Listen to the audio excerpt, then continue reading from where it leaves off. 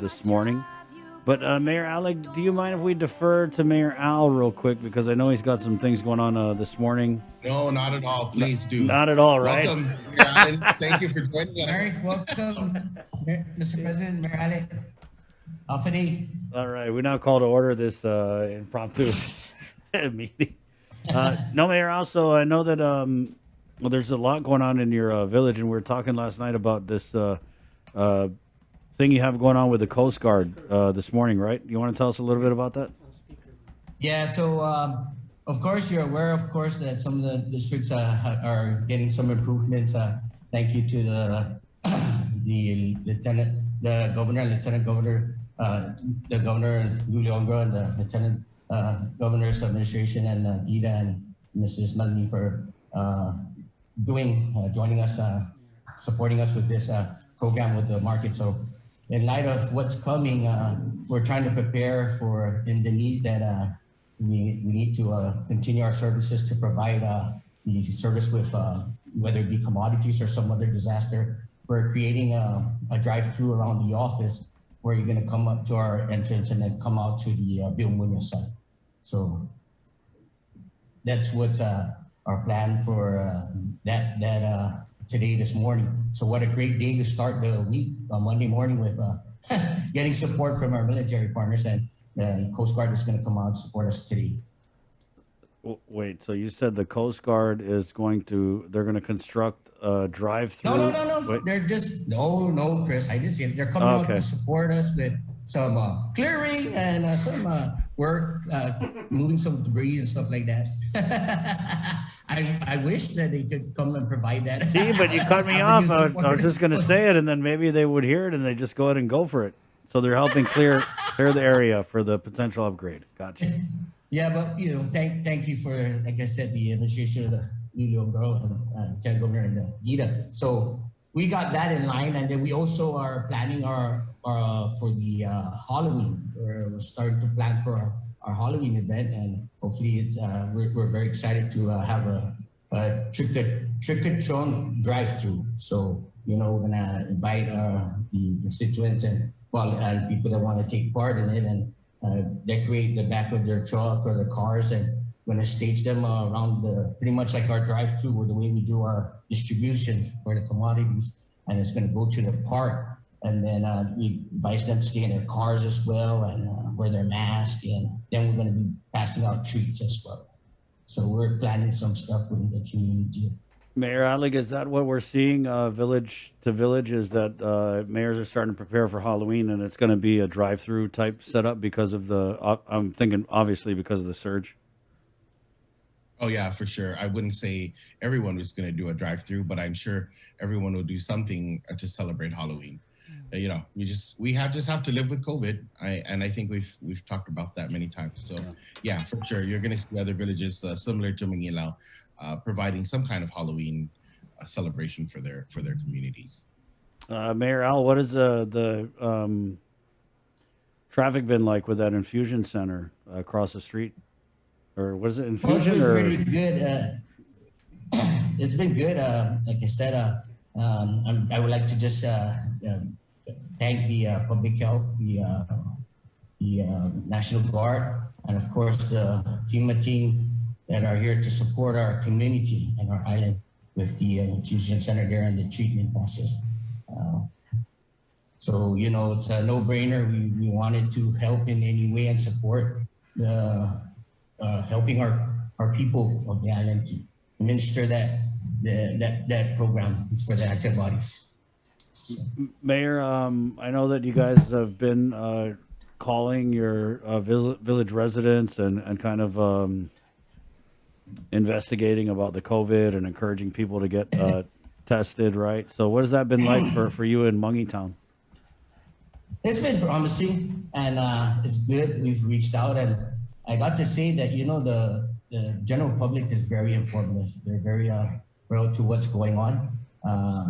They are aware, and I would like to say too that that old saying of word of mouth, that thing goes a long way for most of the people too as well that don't have the social network or that era of communicating. But we gotta give props to the networking and the system that is in place, and whether it be to reaching out to the WhatsApp or the organizations, or whether it be newsletters or form of information trying to get the word out. They're very much informative. In fact, I just like to share with the president as well, and everyone that, I'm not too sure if you guys are getting calls, but the community at large, their ears are out. They're very aware, and they're very, of course, concerned, and they want to do what's right. And I've been getting calls too as well regarding the third dose, which would be the booster, and if there was homebound service that are available. So, in light of information being very vital at this point, I just inform them to either get a hold of the 311 number, or as soon as they deploy or have a plan. Of course, they're very good, and you guys are as well, are very good with notifying us, or if it's not released from JIG, we don't want to be putting out any information that's not proven, and it's not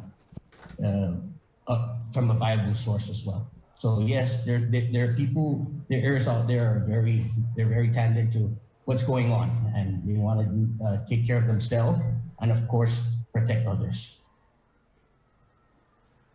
Have you had any of these dead on arrivals in your village, Miro? Not to my understanding, and if it is, I am not aware of it. Okay. So I know that they're taking advantage of the clinic from the north to the south, so it's convenience in the middle. So they're taking advantage of it. Mayor Jesse? So Mayor Ngakta brings up a good point on the homebound. Yeah. I don't know. I haven't heard too much in the media on it, but we still have not yet received direction on how we're going to address the homebound for the third dose. I did announce to the mayors, though, that as soon as we get direction from public health, we'll certainly let them know, because we all get phone calls as to how are we going to address our homebound requests. And, Mangilao being one of the larger villages on the island, we want to make sure that they have the correct information as well. So as of now, we don't have guidance or direction as to how we're going to address it. Similar. I'm hoping that it's going to be similar to what was done in the past, Right. where they would call 311, but we're not sure yet. Right. Well, you know what happens when you call 311 nowadays. Yeah. But Better to call 911. well, I don't even know about it. Depends on what day. Yeah. Well, I mean, Well, it's not a joke. Yeah. If it's an emergency, you should definitely call 911. Yeah. I mean, we all have had our issues with 311, and who wants to claims that it's fixed or not. If there's a real emergency, or if you're not feeling well, just go see a doctor, call 911. And we know that. We've just been saying that over and over again. Right. You talked about the boosters, right? And doing the homebound for the boosters. Has there been any discussion with the same thing for maybe testing, like how we did with the rapid engagement team? Yeah, well, so the rapid engagement team can still be done with testing, if that's what you're referring to. So that has been done in some villages so far, but it just depends on it's the call of the mayor if they feel that there's a need to address a certain group or isolate pockets. As far as the third dose, I don't know how that's going to be addressed, or if it's going to be addressed in that manner as well. So we're still kind of waiting. We are on that information. Right on. Mayor Al, anything else before we let you go? Because I know you got to go meet the Coast Guard. Well, I'd just like to say, everyone, take care and respect one another, help one another. We're still going through this, and we can all get through it if we pull together. And I gotta say, the community at large, they've been a very intricate role in this. Regardless of what's out there, we're all aware, and I see that, and I understand that everybody wants to do their part. In closing, let's just take care of one another. Stay safe. Thank you, Mayor Al. Stay safe. Okay. Thank you, Jason, Bree, and Chris. Mr. President, thank you for having us on the link today. Thank you. Adios. Have a good day. Yes, you too. Yeah, day, Mr. President. Chris Barnett. Hafatalo, what you want to ask me? I know Bree's got a few. No, not really. Oh, okay. Now, any update on the, well, just the usual, I guess, update on the COVID pay, ARP funding? Have you guys been a receipt of any? No, nothing. I'll let you know as soon as we know. We of course our budget was passed, and that for the most part, the larger villages will receive something that they're familiar with. The smaller villages are going to definitely receive less, and really we wanted to work on a formula that was justifiable. In the past, I know that you've covered it, and everyone's asked, so why does Dededo and Jigo receive this, or yeah, Dededo and Jigo, why do they receive the same amount as Piti and Meleso? And so this fiscal year, we did work with the senators, and Senator Sonogstein, he was, it was important that we would come up with a formula that was, like I said, justifiable, and something that we can we can relate to, as opposed to in the past where we used formulas that were arbitrary. And so basically it's $20,000 per village, and the balances will be prorated based on their village, on their street miles, the street mileage. And that's based on a 2009 DPW study. So the issue here is going to be that DPW will have to update that in order for us to have a more accurate distribution of the budget. They do have, the deputy director did send us a copy of a current survey. I believe it was done in 2012, but it's not something that we can decipher. It's all, it's not it's not grouped into village or by municipality. It's just as a whole. So it's not something that we can readily use. So that's, again, it's going to be a good deal for the larger villages, and it's a not so good deal for the smaller villages. But like in all things, we have to adapt, and we adapt because it's a change, and it's a change for the better for the larger, but it's somewhat a change for the worse for the smaller villages. And we say that because, for far too long, I think everyone has been enjoying the same budget, regardless of population, regardless of street miles. So hope this year that'll be different, and hopefully the majority will be satisfied with that. I do have to say that this went through public hearing. It went through some scrutiny from the council. It was mentioned at our May and our June meeting. We discussed it, and so our members are aware of it completely, and we didn't receive any pushback, and so hopefully we'll be okay. With that being said, the necessary or the need for any additional stimulus funding is important. If we'll present that at our meeting this Wednesday, at a regular meeting this Wednesday. And so we're going to see that there are many villages, especially the smaller and the medium-sized villages, who are going to need certainly additional funding from the American Rescue Plan. And we have not yet received word as to how much that's going to be. We just can't plan without a number. What I do have to say is that, again, I want to recognize the work of the legislature for Bill 196 that was introduced. And I believe the public hearing is this Thursday. And Bill 196 allows or gives every village $500,000 for recreation and sports facilities improvement or construction. And in the beginning, when I had worked with Senator Sonogstein, we were addressing several villages that we felt were not receiving adequate funding for their repair. But at the end of the day, I think the senator and I and many others in the legislature agreed that it would be best to give everyone across the board $500,000, regardless of what additional CIP money they're receiving or money from DOI. And I believe Mangilao might be one of those villages who are receiving DOI money on top of, if this bill is passed and signed into law, it will receive this $500,000. Now, I'm talking about it simply because it's money it's a figure that we know of, and it's something that we're working on, that we know we can plan for. If we knew what American Rescue Plan money we have or will be receiving, then perhaps we won't need Bill 9.6.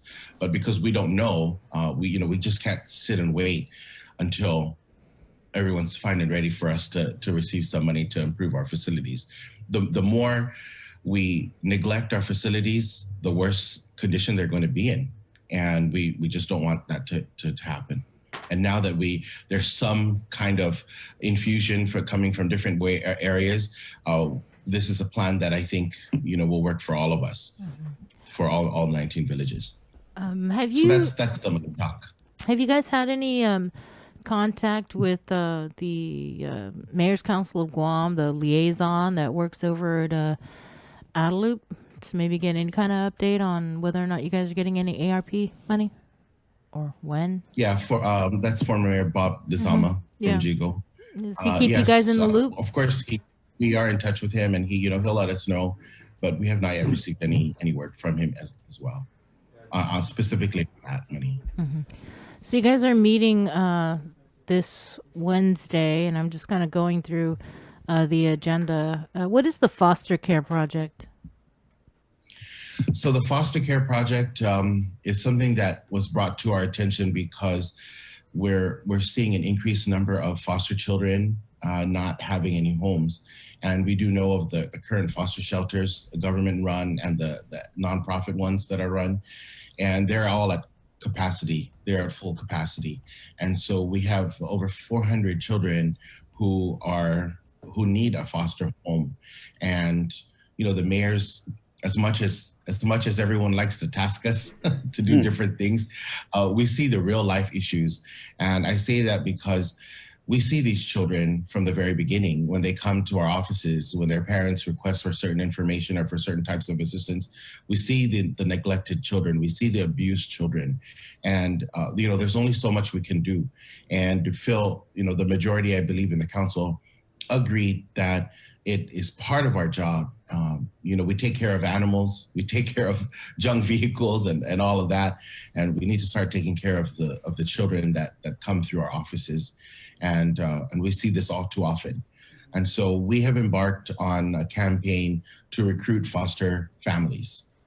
And whether it's for emergency placement, a day or two, a night or two, or a week, or long-term foster parenting, we're recruiting anyone who's willing to assist the foster care system, because it's so bogged down and our children need homes. Like I said, we see it every day, and we just need to be part of the solution. So we're hoping to launch a campaign this month in October and November, and culminate with a big activity, hoping to have recruited a certain number of foster families by Christmas, so that we could celebrate that at Christmas time. Of course, the council, we're hoping that this will be a full year campaign for foster families.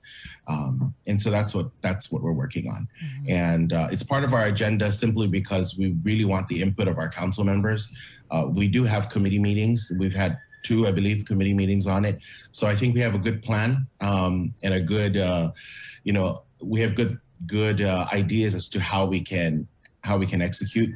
But of course, we need the council members to all buy into it and make it a full blown program. What we're hoping at the end of the day is that we recruit at least 19 new foster families. I mean, that would be so much help for the foster care system, for both for public health and for the nonprofits. And I've been in meetings with Harvest House and the Archdiocese run, or the Archdiocese representatives, and everyone is pulling their weight.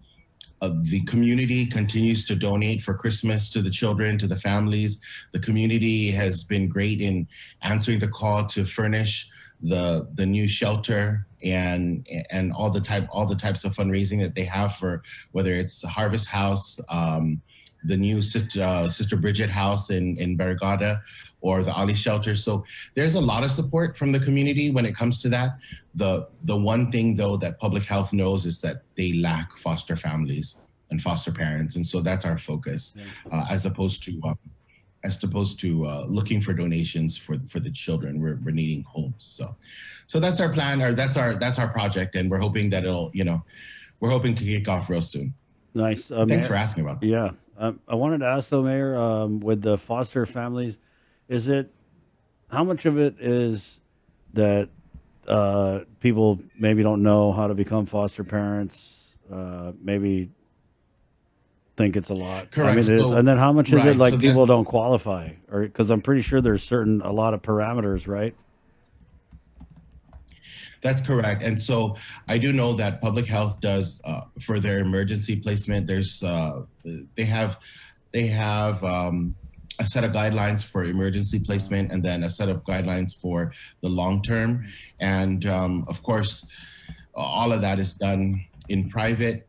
Part of our campaign is informational, right? So we can share with our residents and families who are or even individuals, singles who are willing to foster, share this information with them as to what it entails, how we can become a foster parent, what benefits there are for foster parenting.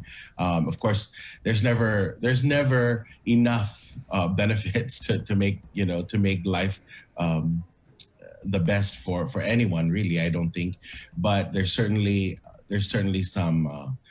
some benefits for the foster family or for the child, the foster child that will be placed, such as home care. I mean, child care. So if there's a family who's thinking, well, gosh, I work, I'm a single, or I'm a single male or female. How am I going to watch the child when I'm at work? Well, there's foster. I mean, there's child care that's paid out of the block grant. So. That's definitely a plus for anyone considering foster parenting. So if you also need, you might even be a family of many children, and if you can still house one child and you'll need care for that child, there's definitely care for that child while you're at work and while the children are at school, if it's necessary. There's a lot of support system. There's a large support system for foster families, and we want to also share that information as part of our campaign. So, yeah, that's Great. Great to that's hear. what it's about. Yeah. Thanks. Also on the agenda is Guam Elite Basketball. They're coming to speak. Do you know what about? Yeah. So within the gosh, I forgot what it's called. I'm drawing a blank on the money that was given out. I think it was from the Education Stabilization Funds. Yeah. They received some money, and so most villages pay for our basketball teams to enter these tournaments and pay for uniforms and tournament fees and what have you. And so the Guam Elite Basketball received some federal funds. And so they're going to come to share how they can be a part of our villages. So, and I'm glad that they made that request, because if they didn't make the request, that I was going to request that of them, simply because they received the money, and we're this fiscal year at least, our limited gaming funds is of course decreased because there's limited gaming. Yeah. So yeah, that's important to note. Our limited gaming funds, which is it is a separate fund.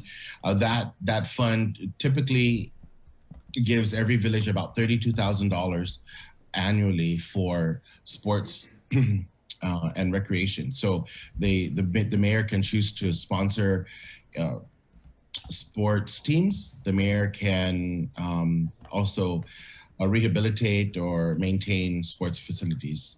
And so, but it's half. So 15,000 for maintenance and 15,000 for